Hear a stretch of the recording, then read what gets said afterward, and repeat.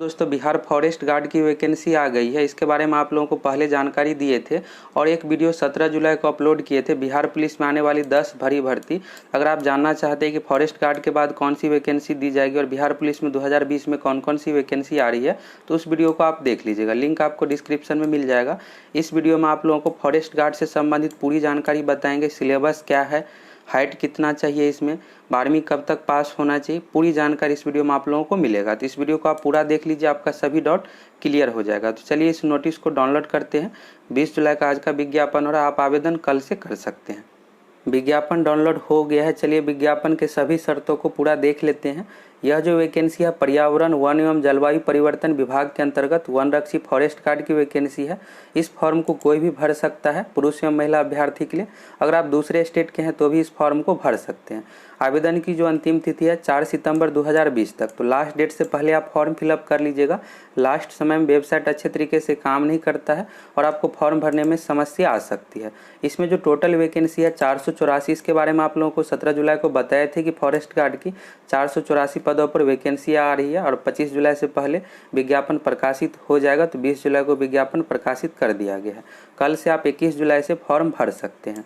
अब चलिए आगे यहाँ पर दिया हुआ है, इसमें जो मेन पॉइंट है जो आपके लिए ज़रूरी है, उन सभी पॉइंट को आप लोगों को बताएंगे। 484 टोटल जो पोस्ट है यहाँ पर दिया हुआ है, किस कैटेगरी में कितना पोस्ट है। इसमें से 35% महिला के लिए आरक्षित सीट है।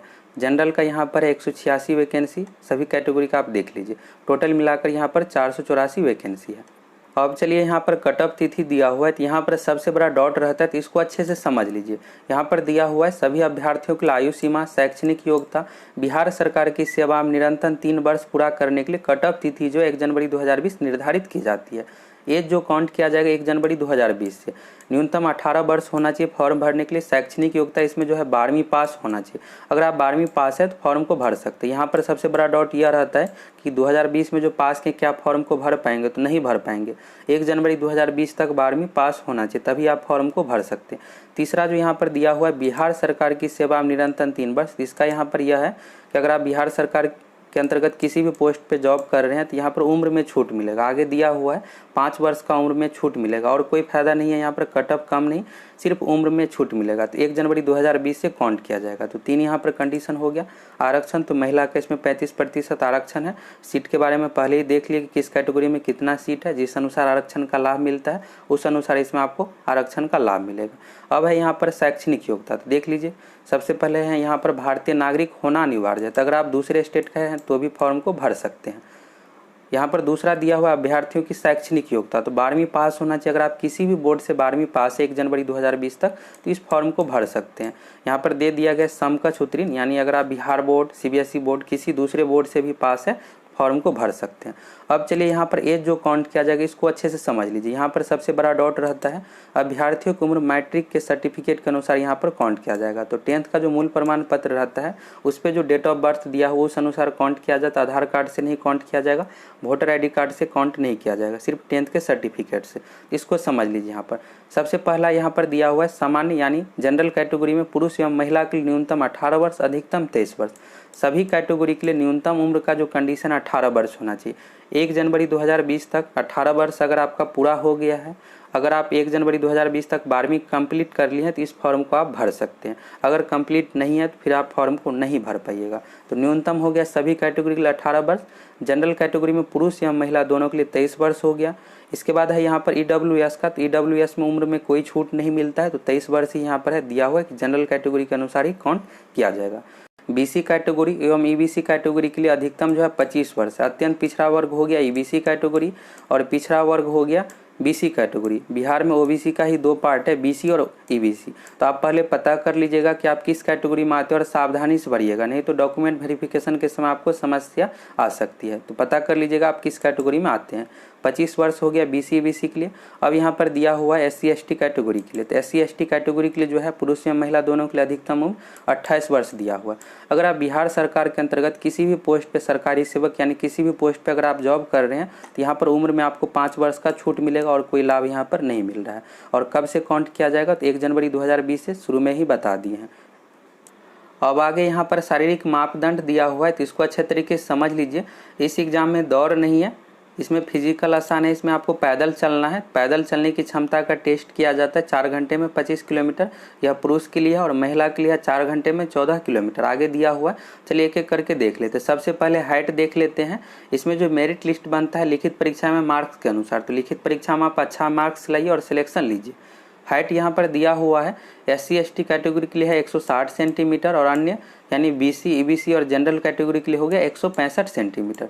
इसके बाद है न्यूनतम सीना बिना फुलाई SC कैटेगरी के लिए 79 सेंटीमीटर और 5 सेंटीमीटर आपको फुलाना है। अन्य के लिए है 81 सेंटीमीटर। इसके बाद है पैदल चलने की क्षमता 4 घंटे में 25 किलोमीटर सभी पुरुष अभ्यर्थी के लिए, यानी आपको 4 घंटे में 25 किलोमीटर का दूरी यहाँ पर चलना है। और दौड़ इस एग्जाम में नहीं है, कोई भी ऊंची कूद भी नहीं होगा, गोला फेंक भी नहीं होगा, सिर्फ आपको 4 घंटे में 25 किलोमीटर चलना है। तो इसलिए इसका फिजिकल बहुत आसान है, सिर्फ आप रिटन एग्जाम में अच्छा मार्क्स लाइए।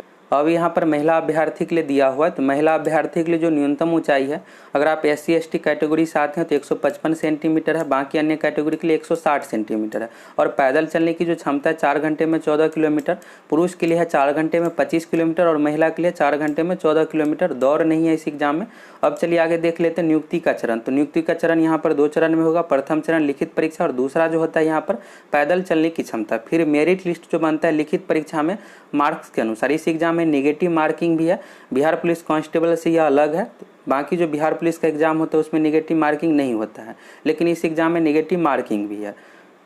अब यहाँ पर दिया हुआ है क्वेश्चन जो पूछा जाएगा, 4 सेक्शन में क्वेश्चन पूछा जाता है। टोटल जो क्वेश्चन पूछा जाएगा 100, प्रत्येक क्वेश्चन रहेगा 4 मार्क्स का। नेगेटिव मार्किंग 1/3 है, इसके बारे में आगे दिया हुआ है। टोटल 400 मार्क्स का एग्जाम लिया जाएगा। क्वेश्चन 100 पूछा जाएगा। क्वेश्चन जो पूछा जाता है GK हिंदी हो गया, इंग्लिश से क्वेश्चन नहीं पूछा जाता है। तो GK हो गया, इसके बाद हो गया मैथ हो गया, रीजनिंग हो गया, साइंस हो गया और हिंदी हो गया। हिंदी से 20 क्वेश्चन पूछा जाता है। चलिए अब देख लीजिए सेक्शन बाय। फर्स्ट सेक्शन में है करेंट अफेयर से भी 6 क्वेश्चन पूछा जाता है। 2019 का आप क्वेश्चन देख लीजिएगा, वीडियो प्रोवाइड आप लोगों को करवाए हैं, लिंक आपको डिस्क्रिप्शन में मिल जाएगा। तो 2019 का क्वेश्चन देख लीजिएगा पूरे अच्छे तरीके से, और उस अनुसार आप तैयारी करके सिलेक्शन ले सकते हैं। इसमें बिल्कुल सिलेबस अनुसार ही क्वेश्चन पूछा जाता है और सिलेबस पूरा स्पष्ट दे दिया गया किस विषय से कितना क्वेश्चन पूछेंगे, किस टॉपिक से। तो इसलिए इसमें सिलेक्शन लेना थोड़ा और आसान है। आप 80 क्वेश्चन एग्जाम में सही कर लीजिए, आपका निश्चित रूप से सिलेक्शन हो जाएगा। क्वेश्चन बहुत ज़्यादा टफ भी नहीं पूछा जाता और आसान भी नहीं पूछा जाता है, तो आप अच्छे तरीके से तैयारी करके 80+ क्वेश्चन सही कर सकते हैं। भाग 1 में 30 प्रश्न हो गया, हिस्ट्री, पॉलिटी, ज्योग्राफी, इकोनॉमिक्स और करेंट अफेयर से 6 क्वेश्चन, 30 क्वेश्चन हो गया GK का यहाँ पर। इसके बाद है भाग 2 में 25 क्वेश्चन रीजनिंग और मैथ से पूछा जाता है। तो रीजनिंग से 10 क्वेश्चन रहेगा और मैथ से 15 क्वेश्चन रहेगा।